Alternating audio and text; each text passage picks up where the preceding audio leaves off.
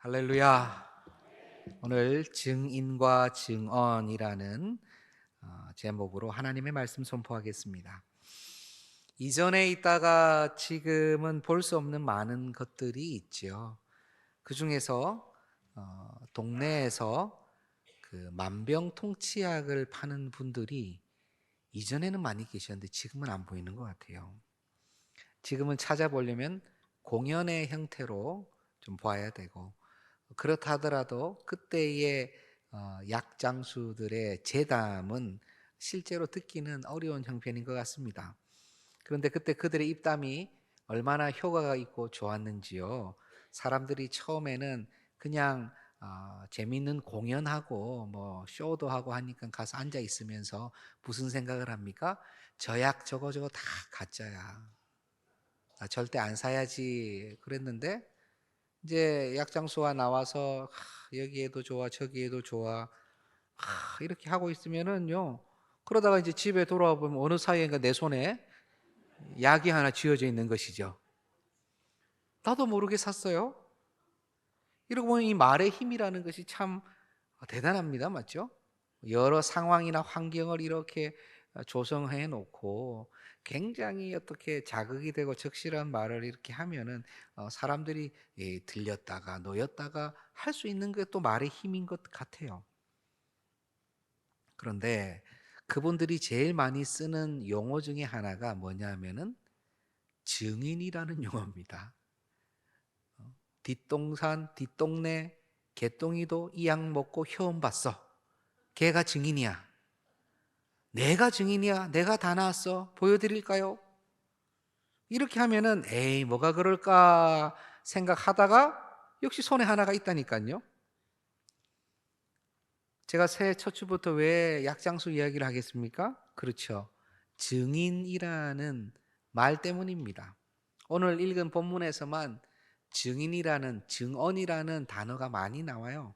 우리가 이 모든 일의 증인이다. 미리 택하신 증인이다. 그래서 증언한다. 선지자도 증언했다. 이렇게 베드로 사도의 이 말씀, 이 설교의 말씀이 어떻게 하다가 여기까지 나오게 됐을까요? 지난주일 베드로 사도는요, 죽은 다비다를 욥바에서 이렇게 성령의 능력으로 살려냅니다. 그리고 여전히 욥바라는 곳에 있어요. 그 해안 도시죠. 점심때쯤에 베드로 사도는 습관을 쫓아서 기도하러 올라갑니다. 원래 경건한 유대인은 하루에 3번을 기도를 하는데 오전 9시, 점심, 그리고 오후 3시 정도쯤에 기도를 해요. 아니면 2번 해도 되는데 오전 그리고 오후 이렇게 기도를 많이 합니다. 점심때쯤 이제 올라가서 기도를 한 거예요. 그래서 그쪽 그 유대인들의 경건한 집은 지붕 위에 이렇게 간단하게 천막처럼 차양이 돼 있습니다. 햇빛이 너무 세니까. 거기서 이제 기도를 하고 이제 점심이니까 시장하니까 이제 내려갈까 생각했던 것 같습니다. 그런데 그때 하나님께서 베드로 사도에게 환상을 보여주시는데 우리가 잘 알고 있는 그 환상입니다. 하늘에서부터 그릇 같고 보자기 같은 네 기퉁이가 묶여져 있는 것이 이렇게 내려오는데 그 안에 네 발 달린 짐승들, 기는 것들, 날아다니는 조류들이 그 안에 막 있는 거예요. 그러면서 무슨 음성이 납니까? 베드로야, 잡아 먹으라. 베드로 화들짝 놀라겠죠. 이 정통 유대인으로서 하나님, 저는 이런 걸 어릴 때부터 먹어오지도 않았고 지금도 먹을 수가 없습니다라고 고백을 하는 것입니다. 그러자 그 올라가죠. 또 내려옵니다. 잡아먹으라 못합니다. 올라갑니다. 또 내려옵니다. 잡아먹으라 못합니다. 3번을 역시 그렇게 했다는 거예요. 그리고 나서 정신을 차려보니까 참 요상하고 이상하죠. 왜 이런 환상을 보여주셨을까라고 생각할 때쯤에 누가 찾아옵니다. 누가 찾아오냐? 바로 이탈리아의 백부장인 가이사랴에 사는 고넬료라고 하는 사람이 보낸 3사람이 찾아와요. 이 가이사랴의 고넬료, 이 고넬료라는 사람은 정말 대단한 사람이었던 것 같아요. 일단 백부장이니까 대단하죠. 로마의 백부장이라고 하는 것은 100명의 로마 병사들을 거느리고 있는 것인데 사실 한 명의 로마 병사가 가지고 있는 위세도 대단합니다. 엄청납니다. 그가 가진 시민권과 그가 가지고 있는 부와 권세와 다른 어떤 마을을 동원할 수 있는 능력은 한 명, 로마의 군사도 대단한데, 그런데 그런 사람 100명을 다스리고 있는 이 센츄리온, 백부장은요 엄청난 거예요. 그 책임감이나 그 치밀함이나 그 능력이나 이런 것들이 인정된 사람들입니다. 그런데 그를 표현하는 성경 구절은 또 따로 있어요. 사도행전 10장 2절입니다. 제가 읽어볼게요. 그가 경건하여 온 집안과 더불어 하나님을 경외하며 백성을 많이 구제하고 하나님께 항상 기도하더니 아멘. 그가 로마 장수가 로마인이 경건하였다고 합니다. 온 집안과 더불어 하나님을 경외하였다고 말씀합니다. 이 하나님은 구약의 하나님, 유대인들의 하나님이 맞습니다. 근데 경외했어요. 그리고 많은 백성들을, 유대인들을 구제했어요. 그러니까 얼마나 유대인들이 좋아했겠습니까? 그러면서도 하나님께 항상 기도했다는 거예요. 기도했다는 거예요. 얼마나 놀랍습니까? 이런 사람들이 있죠. 하나님께서 특별히 은혜를 더 주신 것과 같이 보이는 분들이 있습니다. 천사가 그를 찾아가고 천사의 지시대로 욥바에 있는 베드로를 초청하라는 명령을 받습니다. 그래서 그 명령대로 이 세 사람을 보내게 되는데요. 사도행전 10장 7절입니다. 마침 말하던 천사가 떠나매 고넬료가 집안 하인 둘과 부하 가운데 경건한 사람 하나를 불러. 하인은 하인인데요. 부하 중에서도 한 명을 올리는데 그 한 명이 어떤 사람이라고요? 경건한 사람이래요. 제가 우리 이 본문을 잘 알잖아요. 많이 보셨죠. 저도 이렇게 보면서 이번엔 이 구절이 참 눈에 띄었어요. 참 마음에 감동으로 다가왔어요. 본인뿐만이 아니라 로마 군사들 중에서 경건한 사람이 있다는 얘기인가? 아, 그렇구나. 용장 밑에 약졸이 없고 경건한 자가 있으면 그와 함께 교제하고 그와 함께하는 부하들 중에도 경건한 자가 있기는 있어야 하겠다라는 생각이 들었어요. 그러면서 저 자신을 바라보면서 참으로 민망하고 부끄럽다 하는 생각도 들었습니다. 내가 하나님 앞에서 경건치 아니하나 혹 믿지 않는 자보다 경건하다면 나와 함께하는 많은 이들이 조금이라도 더 경건의 자리로 나왔어야 될 텐데 얼마나 그랬나 하는 생각이 들어요. 마치 나 혼자면 경건하면 된다, 나 혼자면 하나님의 자녀면 된다라는 생각으로 있었던 것은 아닌지, 누가 그 사실을 알까봐 노심초사하면서 있었던 것은 아닌지, 남한테 해는 끼치지 말자라는 생각으로 있었던 것은 아닌지, 나와 나의 온 가족은, 나와 함께하던 동역자들은, 나의 사업 파트너는, 나와 관계하고 얘기하고 있는 동네 주민들은, 내 밑에서 일을 배우던 그 옛날의 부하 직원들은 나처럼 그렇게 경건함을 배우고 주 예수 그리스도를 고백의 자리로 나아갔는가? 생각이 많이 복잡해졌습니다. 베드로에게는 마가가 있었고 바울에게는 실라와 디모데의 경건한 동역자들이 있었습니다. 어떻습니까? 주님께서 사랑하시는 우리 동산의 모든 가족들, 경건한 동료들이 계십니까? 경건한 사업 파트너들이 계세요? 만나면 그래, 그렇게 신앙적으로 잘 계세요, 잘 하고 계시죠? 우리 함께 힘냅시다 할 수 있는 그런 경건한 동역자가 계세요? 우리 안에는 있죠. 우리 구역에는 있습니다. 우리 소그룹에는 있습니다. 바깥쪽에 계시냐고요? 저는 2024년 내가 바로 경건의 구심점이 되어서, 중심이 되어서, 나로 말미암아 이 고넬료가 경건한 부하를 불러서 보내는 것처럼 나와 함께하는 자들 중에서 더욱 많이 경건한 자가 나오기를 간절히 소원합니다. 그런 일들이 풍성했으면 좋겠어요. 어쨌건 이 세 명이 베드로 사도를 쫓아가고 베드로 사도가 기도할 때 그 집 초인종은 없었겠죠. 그건 띵동했습니다. 그래서 이 여차여차해서 이렇게 왔다 그러면 하루를 유숙하고 갑시다 해서 하루를 자고 이제 다시 가이사랴까지 한 50km 떨어져 있어요. 꽤 시간이 걸리겠죠. 걸어서 가면 욥바보다 더 해안으로 뚝 위로 이제 올라가면 됩니다. 거기서 또 합류하는 인원들과 함께 10여 명이 그렇게 고넬료의 집으로 가게 됩니다. 고넬료 집으로 딱 도착하니까 고넬료 가족과 지인들이 이미 집에 모여 있어요. 기다리고 있는 것이죠. 베드로 사도가 딱 들어가니까 고넬료가 절을 하는데 거의 바닥에 엎드린 절을 합니다. 사실 이 절은 우리나라에서 그냥 맞절하는 그런 절의 느낌이 아니에요. 스스로를 거의 노예의 수준으로, 개의 수준으로 하락시키는 것입니다. 그것도 로마의 백부장이요. 이렇게 하니까 오히려 베드로가 no, 그러지 마시라. 나도 사람이라. 나도 사람이라라는 얘기가 어떤 뜻이에요? 지금 당신이 나를 뭐처럼 대한다고요? 사람이 아닌 존재처럼 대하고 있다는 얘기. 정말 그 정도입니다. 로마의 백부장이 누구한테 절을 하겠어요? 그 로마의 신이라고 얘기하는 황제한테만 절하는 거예요. 황제한테도 예를 갖추지 이렇게 납작절은 안 한다는 겁니다.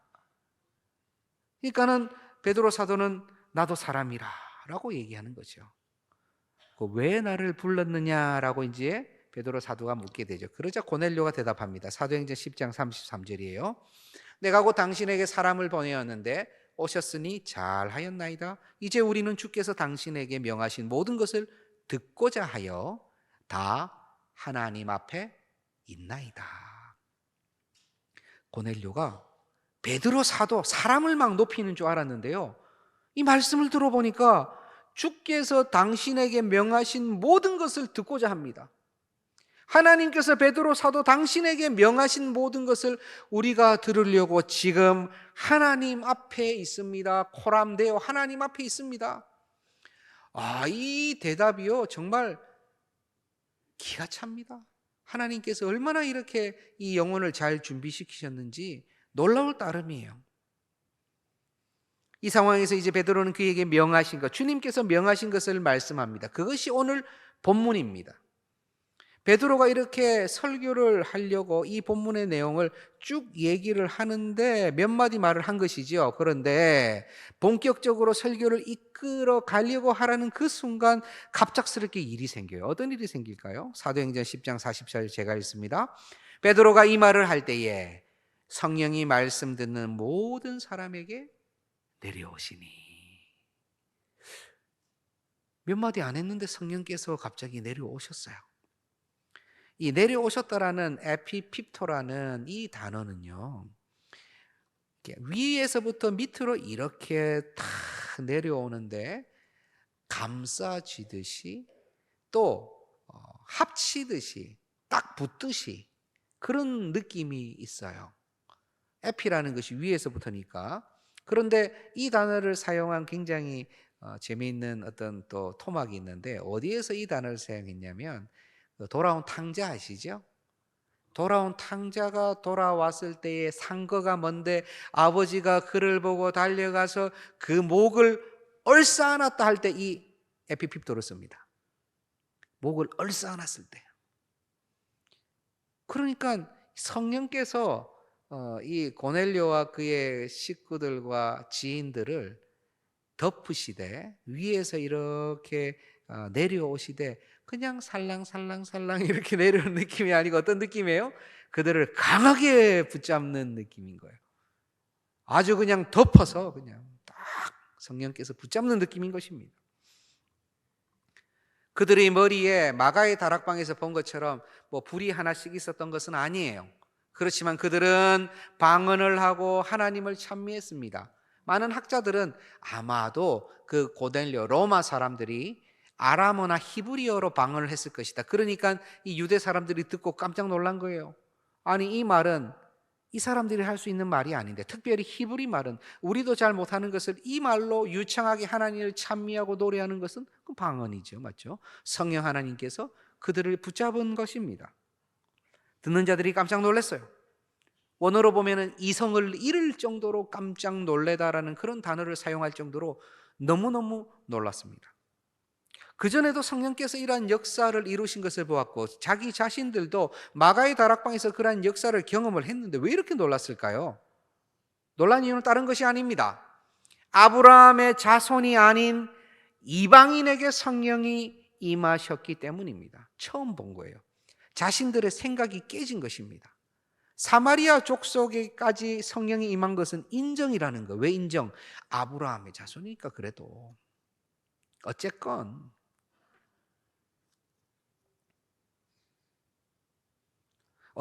하나님께서 택한 족속, 하나님께서 아담에서부터 계보를 이어올 때에 어쨌건 같이 붙으려고 한 족속이기 때문에 오케이. 그런데 이거는 완전 생짜 이방인, 율법도 모르고 하나님도 모르는 생짜 이방인 족속 가운데 지금 성령이 임했다는 거예요. 너무너무 놀란 것입니다. 또 한 가지 놀란 것은 물 세례가 있지 않았는데 성령 세례가 펼쳐진 거예요. 성령이 충만히 보인 것입니다. 자기들의 경험으로는 예수님조차 물 세례를 받고 나서 하늘로부터 성령이 비둘기같이 임하는 것을 보았고, 모든 성령의 역사가 물 세례가 있고 난 다음에 일어난 것을 보았는데, 이제 물 세례 안 했는데 성령 세례가 먼저 온 거예요. 성령이 충만히 먼저 온 것입니다. 이걸 어떻게 이해해야 되나 생각을 했을 것입니다. 깜짝 놀란 거예요. 베드로 사도는 이 현상이 굉장히 심각하게 받아들여졌기 때문에 어떻게 해야 되나 생각을 했던 것 같은데, 그때에 주님께서 그에게 지혜를 주셨던 것 같습니다. 지금 이 장면을, 사도행전 10장에 있었던 장면을 사도행전 11장에서 예루살렘에 가가지고 그쪽에 있었던 사람들과 있었던 얘기를 막 나누면서 설명하는 장면이 나오는데, 거기 사도행전 11장 16절을 보면 이러한 말씀이 나옵니다. 내가 주의 말씀에 요한은 물로 세례를 베풀었으나 너희는 성령으로 세례를 받으리라 하신 것이 생각났노라. 바로 그 순간 주님이 말씀하신 것이 생각난 거예요. 너는 이제 물로 세례를 받지만 이제 곧 성령으로 세례를 받을 거야 하는 그 말씀이 생각났던 거예요. 그렇구나. 이것이 우리 주님께서 사실은 이미 아시고 예언하셨던 것이구나. 베드로는 거기에 추가로 또 너무 놀란 게 있어요. 이들이 너무 빨리 성령을 받았다는 생각이 드는 거예요. 사도행전 11장 15절을 보겠습니다. 내가 말을 시작할 때에 성령이 그들에게 임하시기를 처음 우리에게 하실 것과 같이 하는지라. 성령이 우리에게 임하셨던 것처럼 그들에게 임했는데 내가 말을 시작할 때에 그랬다는 것입니다. 사실 더 정확하게 얘기하면 몇 마디 말을 했잖아요. 맞죠? 몇 마디 말을 하고 나서 성령이 임하셨는데요, 사도 베드로에게는 사실은 시작도 안 한 거예요. 당시에 복음 증거를 하는 것이나 설교를 하는 것을 보면요, 상당히 길었던 것 같아요. 그래서 사도 바울도요, 열심히 설교하다 보니까 밤이 가는 줄도 모르고 열심히 설교하고, 청년은 3층에서 졸다가 떨어져서 하지만 다시 살려내죠, 사도 바울이요. 유두고를 다시 살려냅니다. 길게, 왜냐면 실제로 보고 듣고 느낀 것이 있기 때문에요, 그냥 이렇게 하는 것이 아니라 정말 긴 시간을 설교했다는 거예요. 지금 그렇게 예수님에 대해서 증거를 하고 막 그 스데반 우리 집사님도 구약에서부터 창조에서부터 그냥 우리 애굽 출애굽까지 해가지고 지금까지를 다 훑고 설교하시잖아요. 순교하기 직전에. 베드로 사도나 사울바도 다 역사를 훑어가면서 설교하는데 지금 몇 마디 얘기했는데 성령께서 임하신 거예요. 그러니까 베드로 사도는요, 내가 이제 말 시작할 때에 성령이 그들에게 임하셨다라고 표현하는 것입니다. 시작도 안 한 거죠, 베드로 입장에서는요. 그런데 우리 하나님의 타이밍은 매우 정확하십니다. 왜 하나님께서 굳이 사도 베드로를 고넬료에게 초청하라고 했을까요? 그리고 네가 들을 말이 있더라고 했을까요? 맞죠? 그리고 그 말을 들었으니까 성령께서 임하시는 거예요. 베드로는 이제 할 말 다 한 겁니다. 그때에 사명을 다 한 거예요. 도대체 무슨 말을 했습니까? 무슨 특별한 말을 한 것이 아닙니다. 교회에 어느 정도 다 이 신앙생활 하시면 다 아는 말씀이에요. 제가 오늘 읽은 본문의 바로 한두 절 앞절까지 포함을 하면, 먼저 어떤 말을 했냐면, 어떤 설교를 했냐면, 세례 요한이 준비하셨다. 나사렛 예수께서 성령의 모든 사역하셨고 마귀에게 눌린 사람 고쳐주셨다. 우리가 그 일의 증인이다. 이게 한두 절에 나옵니다. 그리고 예수님께서 십자가에서 돌아가셨다. 그리고 부활하셨다. 제자들에게 택하신, 여기서 증인이란 얘기가 나오죠. 택하신 증인들에게 나타나셨다. 그리고 예수님께서는 증인들인 자기들에게 명령을 하셨다. 두 가지를. 뭘 명령하셨냐? 이 내용을 전하라고 하셨다. 하나는 살아있는 자와 죽은 자의 재판장으로 정하신 이가 예수 그리스도다. 선지자들이 증언했듯이 오직 예수님 이름으로 말미암아 죄 사함을 받는다. 요 두 개 전하라고 하셨다. 지금 이 얘기를 한 거예요. 여기까지의 얘기를 한 것입니다. 이 얘기가 굉장히 길게 느껴지세요? 사실은 굉장히 간단합니다. 예수님 이 땅에 오셔서 치유하시고 고치시고, 그런데 십자가 달리시고 고난받으시고 돌아가시고, 하지만 부활하시고 다시 승천하시기 전에 제자들에게 명령하시죠. 그렇죠. 뭘 명령합니까? 살아있는 자와 죽은 자들의 재판장이 누구라고요? 예수님이라고요. 그리고 죄사함을 받는데 유일한 이름이 누구라고요? 예수님이라고요. 예수님 이름이 죄사함을 받는데 유일한 이름이라고요. 그의 이름을 힘입어서만 구원을 받는다고요. 그거 두 가지 전하라고 한 거예요. 지금 이 본문에서는요. 그런데 여기까지 이야기했을 때에 성령께서 임하셨다는 거예요. That's enough. 충분하다는 것입니다. 우리는 여기서 오늘 하나님께서 우리에게 큰 도전을 하고 계심을 느끼기를 원합니다.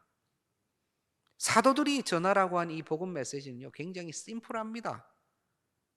우리 주님의 공생에 대한 내용과 우리 주님이 누구신가에 대해서 그냥 몇 문장 뿐이에요. 물론 우리가 전도할 때 이 몇 문장으로 전도하지는 않습니다. 사람에 따라서, 상황에 따라서 사도 바울은 유대인에게는 유대인이 되고 헬라인에게는 헬라인이 되고 그렇게 해서 전도를 하고자 했죠. 바울처럼 모든 상황과 사람에 따라서 최선을 다해서 우리는 전도해야 됩니다. 그들이 들을 만할 수 있도록, 들을 수 있도록 준비를 해야 돼요. 하지만 그렇다고 하여서 복음의 메시지가 바뀝니까? 이 거칠고 강한 복음의 메시지가 조금이라도 수정이 될까요? 그렇지 않다는 거예요. 아무리 앞에서 그들의 마음을 열고 예쁜 표현으로 그들의 마음을 다스리고 그리고 잘 권유한다고 해도요, 이 복음의 메시지는 조금 더 수정되지 않는 거예요. 주님께서 죽을랑 말랑 하다가 살아나신 게 아니에요. 완전히 죽으셨어요. 부활하셨다? 그래, 부활까지는 내가 알겠어. 승천하셨다? 야, 말이 되냐? 아니요, 승천하셨어요. 조금 더 우리는 줄일 수가 없습니다. 증인이라고 할 때 이 증인은요, 증언함에 있어서 그 내용에 대해서는 조금 더 감해서는 안 돼요. 빼도 안 돼요. 조금이라도 마음대로 더해서도 안 됩니다. 오늘 이 본문은 사도 베드로가 세상의 지혜와 논리로 한 것이 아닙니다. 투박하게 보이고 연계성이 없어 보이고 또 간단하게 선포된 것 같지만 이것이야말로 복음의 진수인 거예요. 이게 순전한 복음 메시지인 거예요. 주님의 오심, 고난받으심, 죽으심, 부활하심, 산자와 죽은 자의 심판주가 되신다는 것, 주님의 이름을 통하여만 죄 사함을 받는다는 것, 증인이라면 이렇게 선포해야 하는 겁니다. 일상에서 복음을 전하다 보면요, 아주 좋은 상황, 말 그대로 복음을 잘 받아들일 수 있는 분이 그곳에 계셔서 마침 복음을 전하는 상황이 될 때도 있어요. 우리 종교개혁가인 칼빈 선생님은 오늘 이 고넬료 가정에 대해서 주석하면서 이 상황은 너무나 완벽하고 좋은 복음 전도의 상황입니다 라고 얘기해요. 그런데 오늘날 그러한 상황이 조성되는 것은 참으로 쉽지 않습니다 라고 얘기해요. 그 당시에 오늘날은 그렇죠, 종교개혁 시대겠죠. 1500년대 후반, 1600년대 초반이 될 것입니다. 그렇다면은 그 오늘날 말고 지금 2024년은 어떻습니까? 오늘의 복음을 전하는 그런 상황과 형편은 어떨까요? 이렇게 성령의 지시를 받고 말씀을 초청하여서 온 가족이 친지와 지인들을 모아놓고 말씀이 떨어지기를 기다리며 사모하고 기다리고 있는 가정이 있겠지요. 그러나 자주는 쉽지는 않을 것 같아요. 제가 믿음 없는 얘기를 하는 것입니까? 오늘 이 세계는, 이 세계와 이 세대는 마치 사도 바울이 아덴에서 복음을 전하는 것과 같은 상황. 그들에게 어떻게든 복음을 전하려고 하지만 그들은 자기의 철학과 자기의 생각으로 그래 흥미가 있으니 한번 얘기해 보렴. 그렇지만 뭔가 이해가 되지 않는구나. 그래 아주 재미있는 이야기이긴 하네. 이 정도로 받아들이거나 아니면 사도 바울이 자신을 죽이려고 하는 히브리 부형들에게, 형제 자매들에게 들으시오 부형들아 내가 이렇게 간증을 하고 예수 그리스도가 주시다 하는 순간 저놈 죽여라 라고 하는 그런 상황이 오히려 오늘날의 상황과 더 비교하면 비슷할 것 같아요. 복음을 전했을 때, 우리가 복음을 증거했을 때, 순전한 복음의 진술을 말하였을 때 어떠한 일들이 벌어질 것 같습니까? 쉽지 않을 수 있죠. 그렇다면 증인들은 증언하기를 이제 그만두어야 합니까? 아니면 축소하거나 줄여서 증언해야 합니까? 아니 도대체 오늘날 증인이 누굽니까? 이 증인의 사명, 증언하는 사명을 누가 받았습니까? 목사가 받았습니까? 성경은요, 이 증인을 다 우리들이라고 말씀합니다. 우리들이 다 증인의 사명을 받았고 증언을 해야 될 사람이라고 성경은 말씀해요.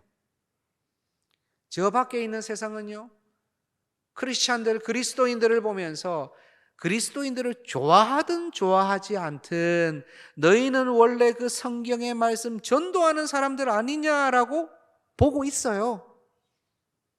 그렇게 안 보는 것이 오히려 더 가슴이 아파요. 요즘은 아예 야 기독교인이나 나나 다 똑같더라.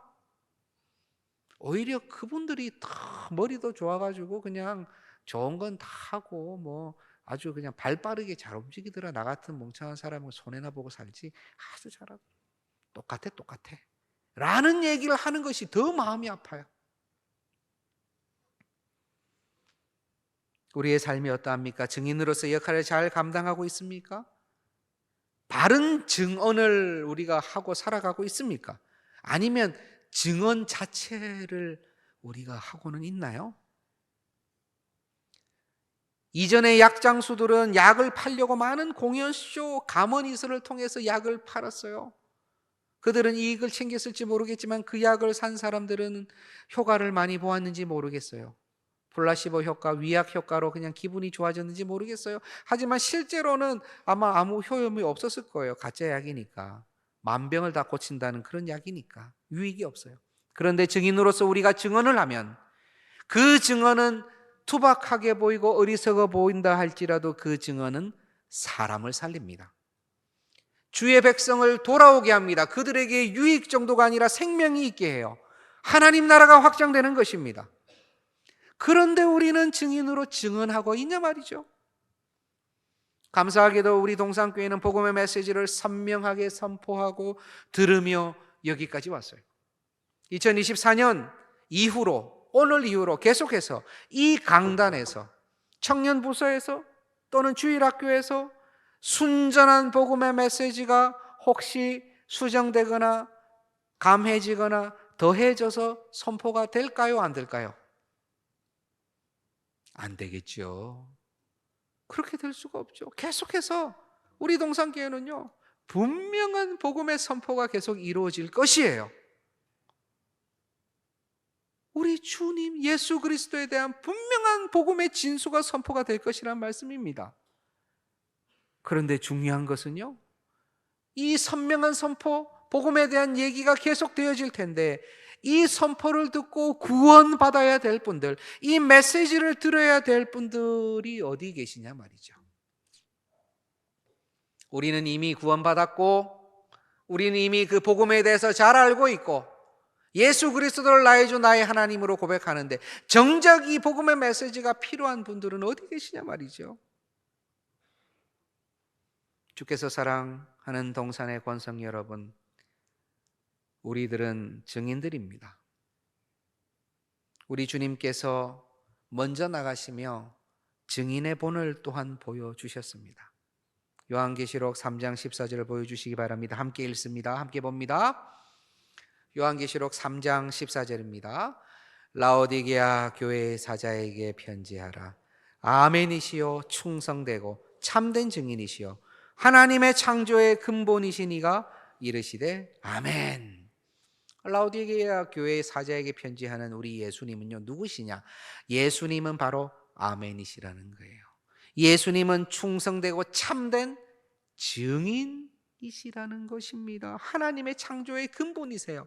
그분이 증인이시래요. 누구를 증언했어요? 스스로를 증언하셨어요. 삼위일체 하나님을 증언하셨어요. 증인의 원조는 우리 주님이십니다. 우리는 주님을 닮아가기를 원하고 주님을 쫓아가기를 원하는 주의 제자요 주의 자녀들인데, 우리가 입을 열어 증언하지 않는다면 우리는 주님을 제대로 쫓아가는 것이 아닐 것입니다. 우리의 증언이 낯설고 충분치 않다고 생각할 수 있어요. 염려하지 마시기 바랍니다. 복음의 메시지가 분명하게 선포되는 바로 이곳에 들어야 될 분들이 오시면 돼요. 그분들을 강권하여 이곳에서 다른 것이 아니라 복음 메시지를 듣도록 해주시면 됩니다. 우리 교회의 위치가, 시설의 편안함이, 사람들이 좋고 친절하고 친절하지 않고, 이러한 것들이요, 누군가를 예배의 장소로 데리고 오는데 중요한 기준이 되지 않습니다. 기준이 되지 않아요. 복음의 메시지가 분명히 선포되는 그곳에는 들어야 될 분들이 오셔야 됩니다. 오셨다가 난 잘 모르겠는데 하고 그냥 가셔도 돼요. 다 여기 계신 분들 중에서는요, 저기 어디 교회에서 복음 메시지 한번 듣고, 저기 어디서 권사님이 어디 가자고 해서 또 복음 메시지 듣고, 저기서 어떤 장로님이 그래도 신앙생활 해야지 하는 권면도 가고 지금 안 해요. 이런 분들이 또 여기 와서 지금 신앙생활 잘하는 분들도 계세요. 여기서 복음 메시지 듣고 나중에 다른 어느 교회에서 신실한 주의 일꾼 되면 얼마나 좋습니까? 안 그래요? 우리 교회의 역할이 뭐예요? 우리 교회의 역할은 바로 이곳에서 복음 메시지를 듣도록 하는 것이에요. 순전한 복음 메시지, 투박한 복음 메시지, 하지만 선명하고 정확한 복음 메시지를 듣도록 하는 것이 우리 교회의 존재의 이유인 것입니다. 바로 이곳에 복음을 들어야 될 자들이 올 수 있도록 기도해 주시기를 바랍니다. 직접적 복음 메시지, 그 주일에 오시는 그 주일에 마침 주제 설교가 돼서 순전한 복음 메시지를 못 들었다고 생각하신다면 새가족실에서 전도사님에게 개인적으로 우리 모든 목회자들에게, 목사님들에게 복음 메시지를 한번 들려달라고 요청하시기를 바랍니다. 개인적으로. 목사님 제가 이분 모셔왔는데 진짜 복음 메시지 한번 들려주세요. 들으면 돼요. 그렇게 많이 가족 중에 예수님을 믿는 분들이 많은데 정작 그분은 복음 메시지를 한 번도 못 들어본 분도 계세요. 그냥 교회 가자는 얘기는 들었는데 어떻게 합니까? 우리 그 영혼들 어떻게 해요? 주님 사랑하시는 동산의 모든 증인 여러분, 이제 새해가 밝았습니다. 다시 복음 보따리를 들고 우리의 입을 열어 복음을 증거합시다. 바로 이곳 복음이 선포되는 교회에 들어야 될 자를, 복음을 들어야 될 자를 강권하여 듣게 합시다. 다른 거 없어요. 뭐가 너무 좋아. 가면 사람이 좋아. 사람이 좋긴 뭐가 좋아요. 다 사람 있는 곳은 똑같아요. 그러나 진짜 복음의 메시지가 선포되느냐, 그건 들어야 되는 거예요. 내일부터 특세가 시작됩니다. 바른 증언을 하는 증인이 되고자 하는 마음으로 우리 모든 성도님들 함께 해주시기를 바랍니다. 우리의 손이 견고해질수록 우리의 증언도 더욱 견고해지리라 확신합니다. 이제 우리 함께 기도하기를 소원합니다.